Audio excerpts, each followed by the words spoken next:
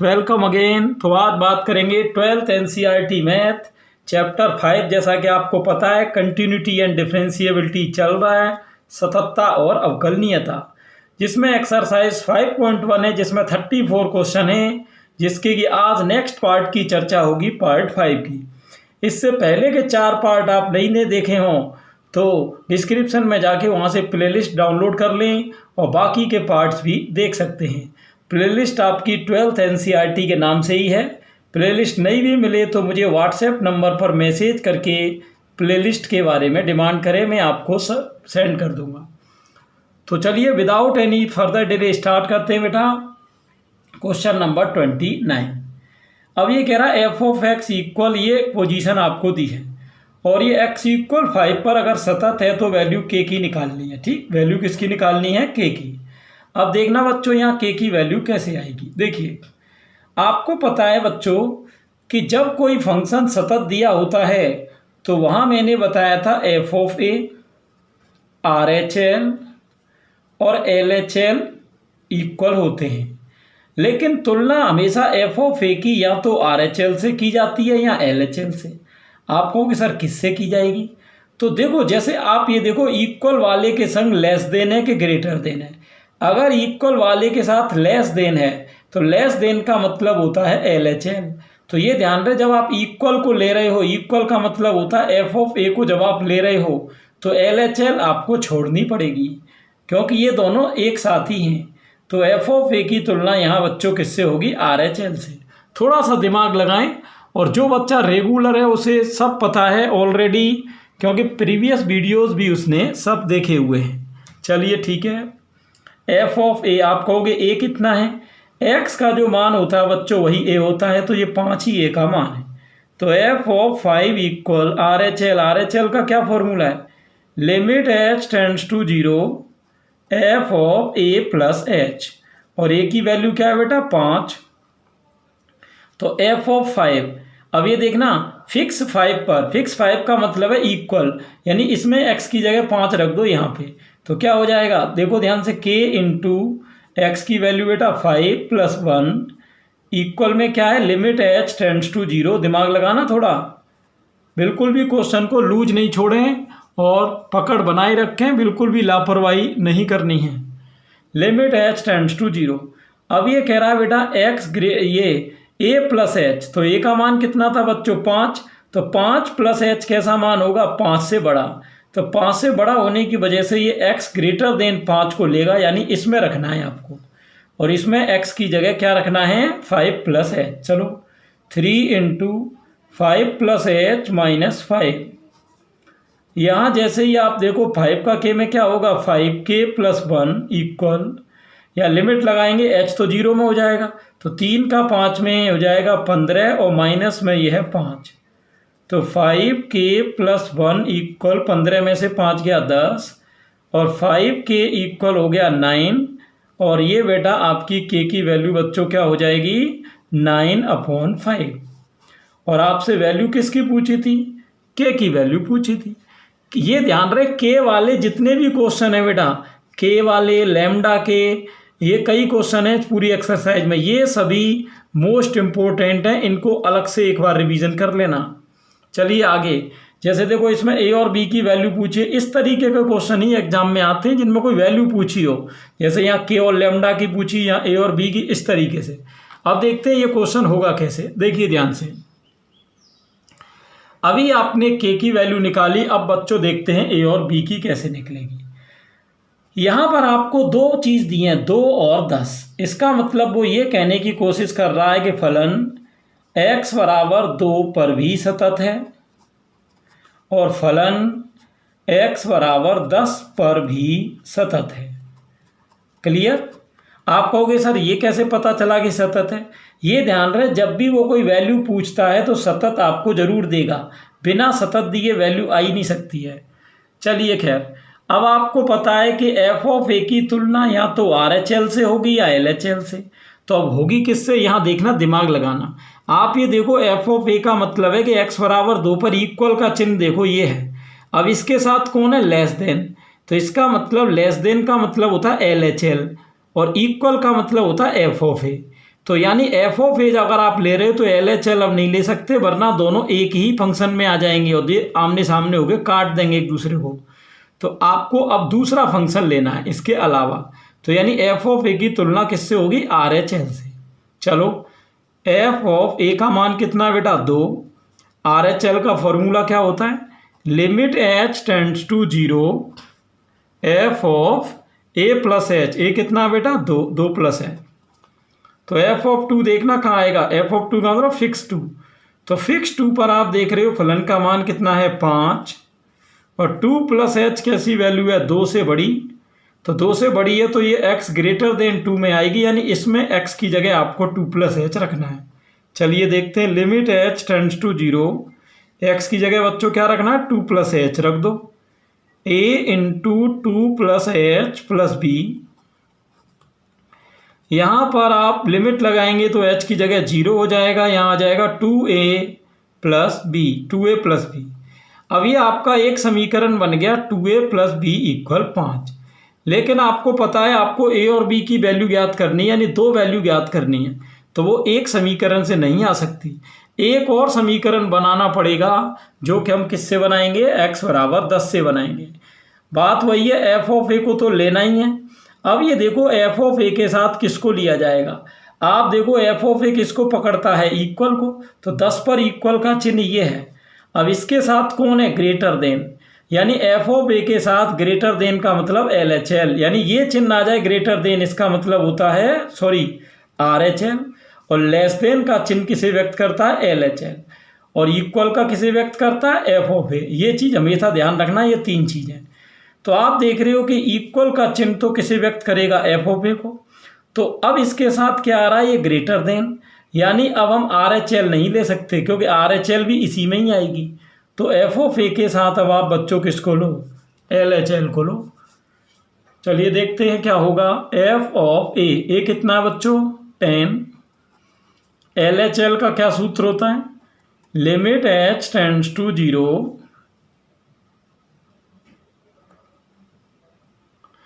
Limit H tends to 0 F of A minus H. A की value कितनी? 10, तो ये हो जाएगा 10 माइनस एच।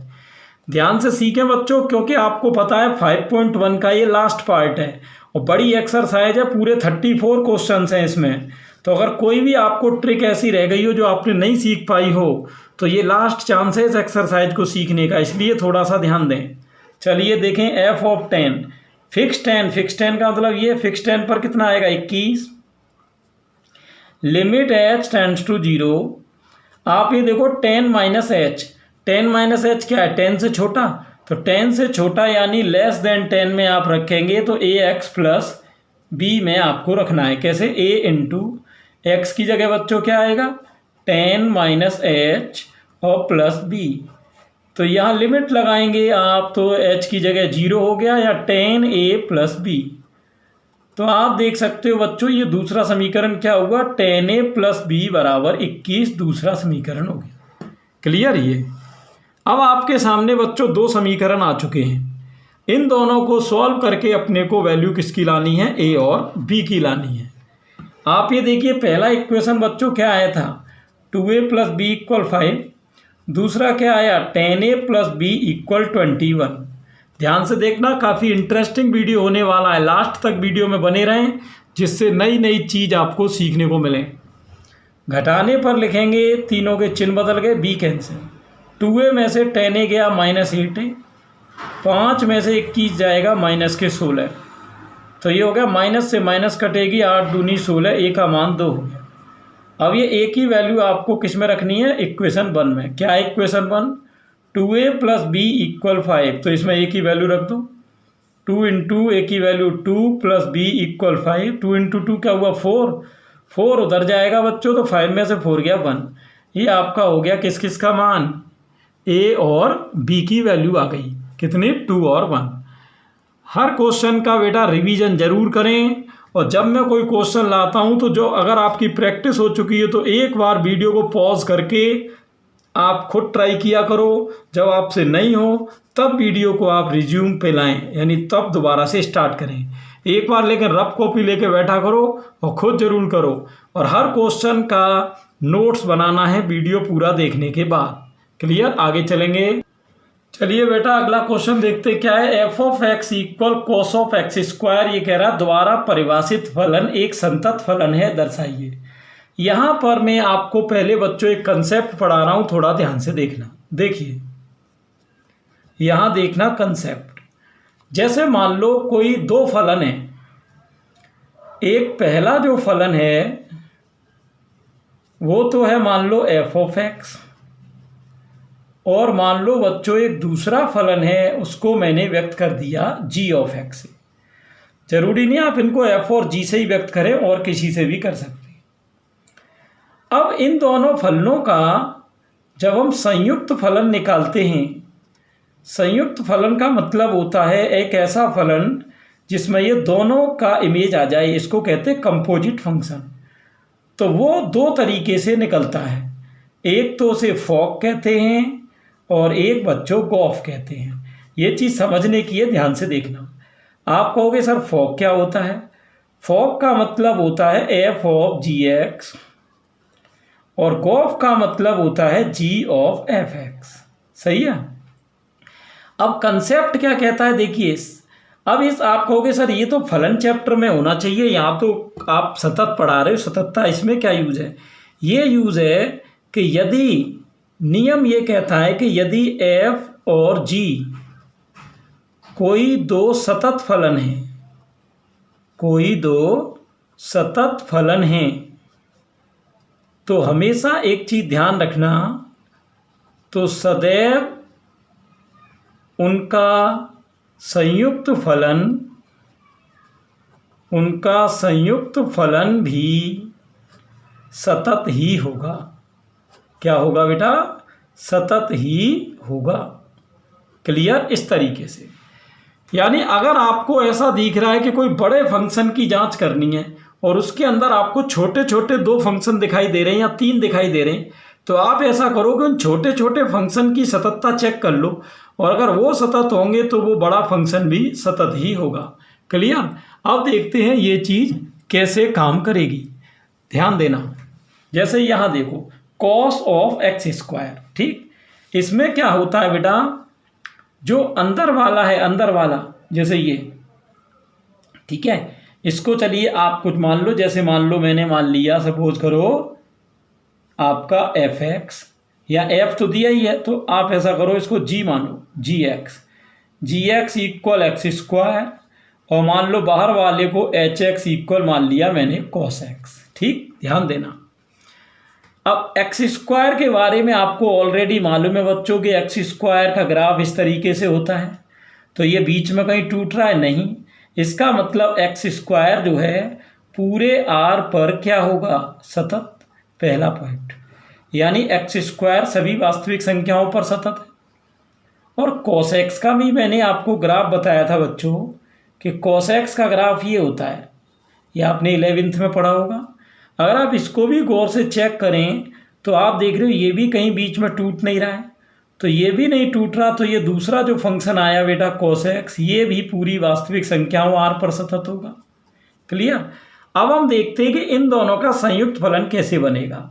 आप एक काम करो, आपको यहाँ पर फंक्शन बनाना है इन दोनों का संयुक्त। ठीक, चलिए देखते हैं। तो आप देखना यहाँ पर कैसे फंक्शन बनाओगे। यहाँ आपको बनाना है एच व जी का संयुक्त फलन, एच व जी का संयुक्त फलन। आप कहोगे साहब इसे आप पहले क्यों लाए हो? आपको यहाँ कॉस पहले चाहिए, ये ध्यान रहे, तो जो पहले चाहिए उसे लाओ। तो एच और जी का संयुक्त फलन क्या होगा? एच ऑफ जी। जैसे यहाँ देखो आपने एफ ऑफ जी कहा था, इस तरह एफ और जी का, तो ऐसे जी और एच का, वो एच और जी का क्या होगा? एच ऑफ जी। अब एच ऑफ जी की फुल फॉर्म होती है एच ऑफ जी एक्स। थोड़ा सा ध्यान दें, एच ऑफ जी की वैल्यू क्या होती है बेटा? H of G X. ठीक, देखिए गौर से। अब एच कितना है बच्चों? एच कितना है? एच तो अभी बाद में लाएंगे, चलो जी एक्स लाओ। जी एक्स आपने देखा, जी एक्स क्या था? एक्स स्क्वायर, तो जी एक्स की जगह एक्स स्क्वायर लिख दिया। समझना, थोड़ा अलग तरह का क्वेश्चन है। अब आप ये देखो ब्रैकेट के अंदर क्या है? X square.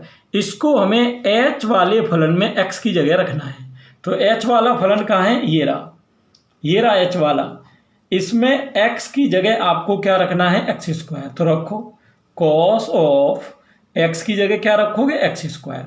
तो आपने देखा यही तो आपको दिया था कॉस ऑफ एक्स स्क्वायर। यहाँ दोबारा देखो, ये देखिए एफ ऑफ एक्स आपको क्या दिया था, कॉस ऑफ एक्स स्क्वायर, ये आपका आ गया। यानी ये इन दोनों का संयुक्त फलन है, एक्स स्क्वायर और कॉस एक्स का। और एक्स स्क्वायर और कॉस एक्स दोनों कैसे आए, सतत आए। अभी रूल क्या कह रहा था बच्चों, रूल कि यदि एफ और जी कोई दो सतत फलन हैं तो तो सदैव उनका संयुक्त फलन भी सतत होगा। तो आपने देखा कॉस ऑफ एक्स स्क्वायर किन किन का संयुक्त फलन है, एक्स स्क्वायर और कॉस एक्स का। यहाँ अब इस चीज़ को रिजल्ट में बना के लिखेंगे। देखो क्वेश्चन में यही नहीं कि आप करना जानते हैं, आपके करना जानने से नंबर नहीं मिलेंगे। नंबर बेटा एग्जाम में तब मिलेंगे जब आप उस चीज़ को पूरा क्लियर लिखोगे। यानी एग्जामिनर को वो चीज़ समझ में आ जानी चाहिए जो आप कहना चाह रहे हो। देखिए रिजल्ट क्या है, रिजल्ट ये है, आप कहोगे कि we have checked that, we have check that का मतलब हम जांच कर चुके हैं कि cos x and X square are continuous function. यानी cos x और एक्स स्क्वायर सतत फलन है। तो हम ये कह सकते हैं देन इट्स कंपोजिट फंक्शन, यानी इनका संयुक्त फलन कौन आया था, इनका संयुक्त फलन cos of x square is always continuous. अब हिंदी में इसी लाइन को आप कैसे लिखोगे, कैसे कि हमने जांच की कि cos x और एक्स स्क्वायर सतत फलन है, तो इनका संयुक्त फलन cos ऑफ एक्स स्क्वायर भी सदैव सतत ही होगा। यही आपको प्रूव करना था। क्लियर, ये तो ये जो मैंने अभी निकाली, ये क्वेश्चन को हमने जिस प्रॉपर्टी से सॉल्व किया है बेटा, उस प्रॉपर्टी को हम कहते हैं कंपोजिट कंटिन्यूटी प्रॉपर्टी, यानी संयुक्त सततता गुणधर्म। क्लियर, और ये किसका पार्ट है, ये मैथ में एक टॉपिक होता है algebra of continuity. Algebra of continuity यानी सततता का बीजगणित, उस टॉपिक का ये पार्ट है। खैर आपको इतनी जब लंबी रामायण पढ़ने की ज़रूरत नहीं है, आप मेन पॉइंट से मतलब रखो। क्लियर, अभी इसके रिवीजन में दो क्वेश्चन और हैं, ढंग से देखना। यहाँ ये कह रहा है F of X equal mod of cos x द्वारा परिभाषित फलन एक सतत फलन है। देखिए आप देख रहे हो जो मॉड ऑफ कॉस एक्स है उसमें दो फंक्शन दिखाई दे रहे हैं, एक तो मॉड दिखाई दे रहा है और एक अंदर इसके कॉस दिखाई दे रहा है। ठीक है, तो हमने एक को मॉड एक्स और एक को कॉस एक्स मान लिया। अब मॉड एक्स का ग्राफ अगर आपने बनाया हो 11th में तो आपने देखा होगा वी शेप का होता है और ये किसी भी बिंदु पर नहीं टूटता। तो इसका मतलब जो ये पहला रिजल्ट तो ये निकला कि मॉड एक्स जो है सभी वास्तविक संख्याओं पर क्या होगा, सतत। अब इसको देख लेते हैं। कॉस एक्स का तो बेटा पिछले ही क्वेश्चन में आपने चेक किया था, कॉस एक्स का आपने पिछले क्वेश्चन में चेक किया था कि कॉस एक्स का ग्राफ कुछ इस तरीके से है और आप देख सकते हो कि ये भी बीच में कहीं ब्रेक नहीं हो रहा है, यानी ये भी बेटा 100% आर पर क्या होगा, ये भी आर पर सतत होगा, है ना। ये चलिए ठीक है। अब कुल मिला के बात क्या बन रही है वो देखना। देखो अब आप देख रहे हो ये भी सतत है और ये भी सतत है, और ये देखो बाहर कौन है, बाहर मॉड है, कॉस अंदर है। तो मॉड आपने किसको लिया, जी एक्स को। तो अब आपको जो है जी पहले रखना है और एच बाद में रखना है, यानी जी ऑफ एच ज्ञात करना है। ठीक, जी ऑफ एच। तो जी ऑफ एच कैसे निकालोगे बताओ, जी ऑफ एच एक्स। तो जी ऑफ एच एक्स की क्या वैल्यू है, ये रही कोस एक्स। तो यहाँ कोस एक्स को अब जी वाले फलन में एक्स की जगह रखो, कोस एक्स को जी वाले फलन में एक्स की जगह। तो जी वाला फलन कौन है, मॉड एक्स, इसमें एक्स की जगह कोस एक्स को रखोगे तो आपका आएगा मॉड ऑफ कोस एक्स। तो आपने देखा कि मॉड ऑफ कोस एक्स ही लाना था जो कि आ चुका है। क्लियर, इसका मतलब अब तक ये प्रूव हुआ। देखो अब तक रिजल्ट क्या निकला, अब रिजल्ट कैसे लिखोगे, देखो बात रिजल्ट को लिखने की है। देखो रिजल्ट कैसे लिखेंगे, यहाँ देखना कि हम देख चुके हैं कि मॉड एक्स एवं कोसेक्स सदैव सतत फलन है। सदैव सतत का मतलब होता है पूरी वास्तविक संख्याओं पर जब कोई फलन सतत होता है तो उसे सर्वत्र सतत या सदैव सतत कहते हैं। क्लियर। तो ये सदैव कैसे फलन है, सदैव सतत फलन है। ठीक, ये बात हो गई। तो इनका संयुक्त फलन मॉड ऑफ कोसेक्स। अब कोई कहे आपको कैसे पता सर कि ये इनका संयुक्त फलन ही है। आप कहोगे भाई यहाँ हमने प्रूव किया है कि ये मॉड एक्स और कोसेक्स का संयुक्त फलन जब हमने ज्ञात किया था तो मॉड ऑफ कोसेक्स आया था। क्लियर। तो इनका संयुक्त फलन मॉड कोसेक्स भी अनिवार्यतः का मतलब आवश्यक रूप से सतत ही होगा। कैसा होगा, सतत। क्लियर। ये हो गई पिक्चर आपकी क्लियर। कौन से क्वेश्चन की, 32। पूरे कंसेप्ट से आप देखो ध्यान से, एग्जाम में इस तरीके से पूरी पिक्चर बनानी है, तभी एग्जामिनर को पता चलेगा कि आप सारी चीज़ें समझ रहे हो। क्लियर। आगे चलते हैं। अगला क्वेश्चन है बेटा, जांचिए कि क्या साइन ऑफ मॉड एक्स एक सतत फलन है। देखो बच्चों, अब बाहर कौन है, साइन। तो मैंने बताया था बाहर जो हो उसे जी मानो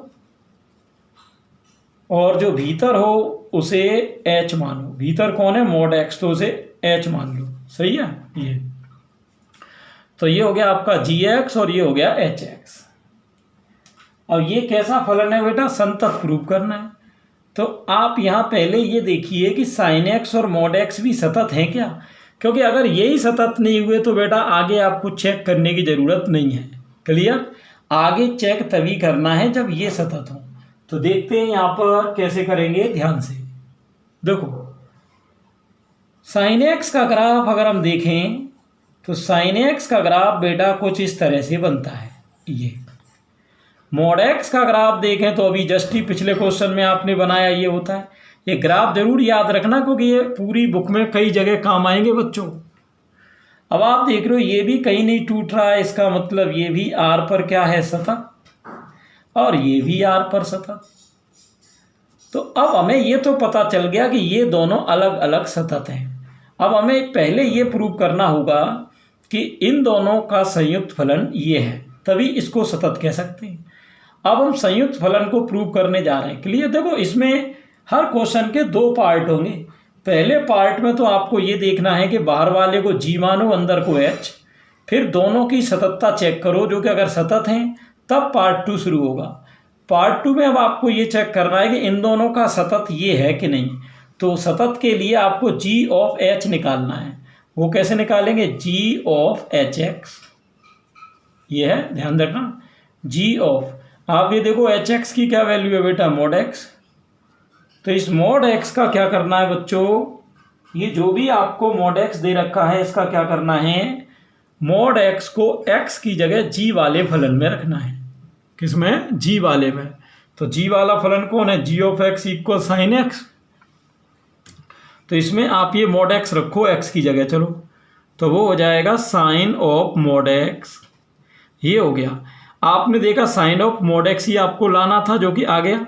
तो इससे ये प्रूव हुआ कि अतः साइन एक्स एवं मॉड एक्स का संयुक्त फलन कौन है, संयुक्त फलन कौन है बच्चों, साइन ऑफ मॉड एक्स है।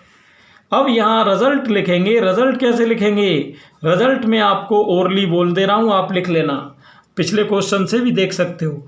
यहाँ क्या लिखोगे कि हम देख चुके हैं कि साइन एक्स और मॉड एक्स सदैव सतत हैं, अतः इनका संयुक्त फलन साइन ऑफ मॉड एक्स भी अनिवार्यतः सतत होगा। वही सेम लैंग्वेज है जो हमने पिछले क्वेश्चन 32 में लिखी थी, वहाँ से आप लैंग्वेज लिख सकते हो। अगला जो क्वेश्चन आ रहा है बेटा मोस्ट मोस्ट मोस्ट इम्पोर्टेंट है, इसको ढंग से देख लेना। क्वेश्चन कई बार पूछा जा चुका है बच्चों। ठीक। अब इसमें मैं इसको 2 ट्रिक से कराऊंगा, दोनों ट्रिक ध्यान से समझ लेना। ठीक, दोनों ट्रिक ध्यान से समझ लेना बच्चों। देखिए कैसे करना है, यहाँ पर दोनों ट्रिक से करना है और कैसे करना है वो देखना। देखो क्या सिस्टम इसमें रहेगा बच्चों। देखिए 2 मेथड हैं और दोनों मेथडों का अपना अपना क्या क्या रोल है। देखिए अब यहाँ पहले मेथड वन तो वही है बच्चों जो अभी अपन बता रहे थे। ठीक, क्या है देखिए, आप यहाँ पहले 2 फलन लाइए, f1 तो कौन सा है, mod x, और आप देख रहे हैं f2 mod x प्लस 1। ये 2 फलन है, सही है। ये आप इसको भी कैसे लिखेंगे, f2 ऑफ x। ध्यान देना ये। अब यहाँ पर mod x का ग्राफ आप बच्चों जानते हो क्या होता है, वी शेप का होता है। तो आप देख रहे हो कहीं भी ये टूट नहीं रहा है, यानी ये r पर सतत होगा। पहली बात, इसको अगर हम देखें तो यहाँ बच्चों क्या हो रहा है कि ये ग्राफ की अगर मैं 0 से तुलना करूँ x प्लस 1 की, तो ये x अक्ष को -1 पर काटेगा। -1 यानी यहाँ, यानी ये जो है वो मूल बिंदु पर काट रहा था, अब ये आएगा तो वी शेप में ही, लेकिन आएगा कहाँ से, -1 पे। ये 0 है, ये -1 है। ये कौन सा पॉइंट है, -1, 0, जबकि ये किस पे काट रहा था, 0, 0 पे। ठीक, इस तरीके से ध्यान देना। तो लेकिन आप देख रहे हो चल तो ये भी लगातार रहा है, यानी ये भी r पर क्या होगा, सतत ही होगा। अब आप देख रहे हो दोनों फलन जो इसने लिए थे दोनों सतत हैं। और यहाँ हमेशा एक नियम ध्यान रखना, देखिए यहाँ एक कंसेप्ट ध्यान रखना कि यहाँ देखिए, अब रिजल्ट कैसे लिखोगे वो समझ लो। रिजल्ट कंसेप्ट यहाँ बच्चों क्या है, ये मैं नोट डाउन करके लिख दे रहा हूँ। देखिए 2 सतत फलनों के अंतर से बना फलन, 2 सतत फलनों के अंतर से बना फलन सदैव सतत ही होता है। क्या होता है बच्चों, सदैव सतत ही होता है। क्लियर। अब देखना यहाँ पर क्या रिजल्ट में कैसे लिखेंगे। देखो यहाँ समझना कि आप अब यहाँ पूरा देखना लिखेंगे कैसे कि हम देख चुके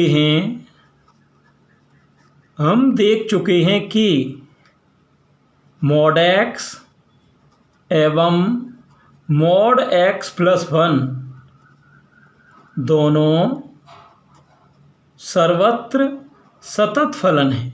सर्वत्र सतत का क्या मतलब है बेटा, कि ये हर बिंदु पर सतत हैं। अतः इनके अंतर से बना फलन,